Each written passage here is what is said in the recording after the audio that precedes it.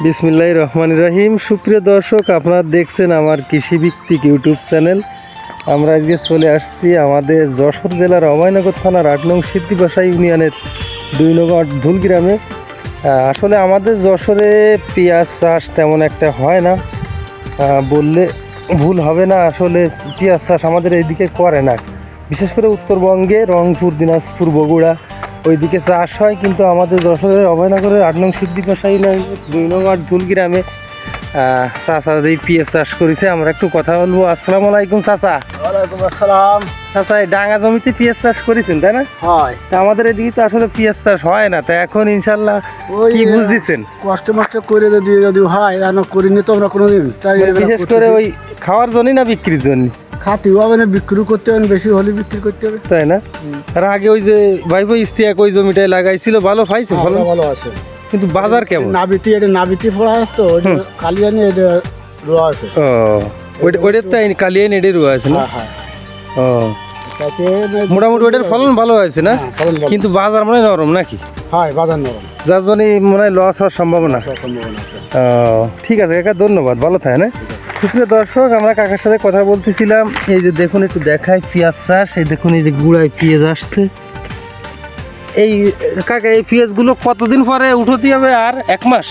আর 1 মাসের মধ্যে উঠে যাবে। 1 মাসের মধ্যে এখন সেচ মানে কুফাই দিচ্ছেন, সার দিয়ে সেচ দিলি তারপরে পেঁয়াজ দ্রুত বাড়বে না? হ্যাঁ।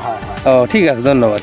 আর সুপ্রিয় দর্শক, যেটা বলছিলাম, এই পেঁয়াজটা লাগাইছে, এখন এই যে কুপাই দিচ্ছে পেঁয়াজের গোড়া। কুপাই দেওয়ার পরে সার মারবে, সার দিয়ে মোটর দিয়ে পানি দিয়ে সেচ দিয়ে দেবে। তখন ইনশাল্লাহ 1 মাসের মধ্যে পেঁয়াজ বিক্রির মতো হয়ে যাবে।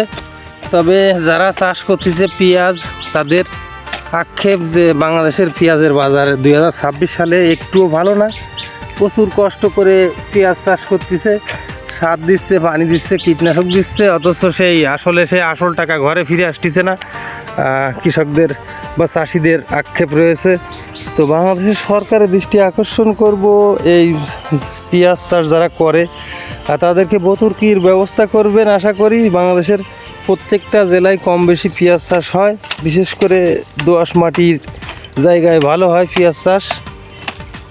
তো সেই আলোকে অনেক চাষি হারিয়ে যাচ্ছে, পেঁয়াজ চাষ করতে চাচ্ছে না। কারণ পেঁয়াজ চাষ করার পরে যে খরচটা ব্যয়বহুল, অথচ সেই আসল টাকা আসতেছে না, উঠতেছে না। এর কারণে চাষিরা হারিয়ে যাচ্ছে দিন দিন। তো এই দেখুন, এই সার মারবে, ড্যাপ সার আর মনে হয় ইউরিয়া।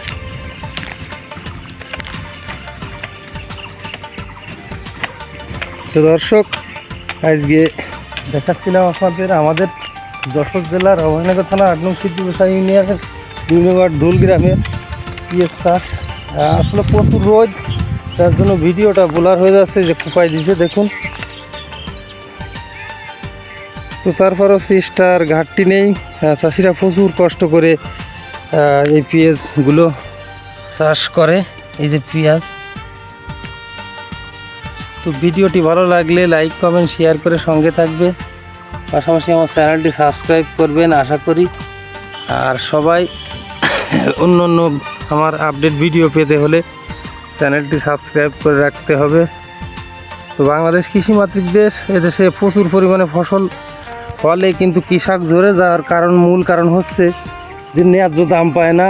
এই ফসলগুলো উৎপাদন করার পর, বিশেষ করে পেঁয়াজটা উৎপাদন করার পর ন্যায্য দাম পাচ্ছে না কৃষকেরা বা চাষিরা, যার কারণে এই কৃষিকাজ, এই পেঁয়াজ চাষ বন্ধ করে দিচ্ছে।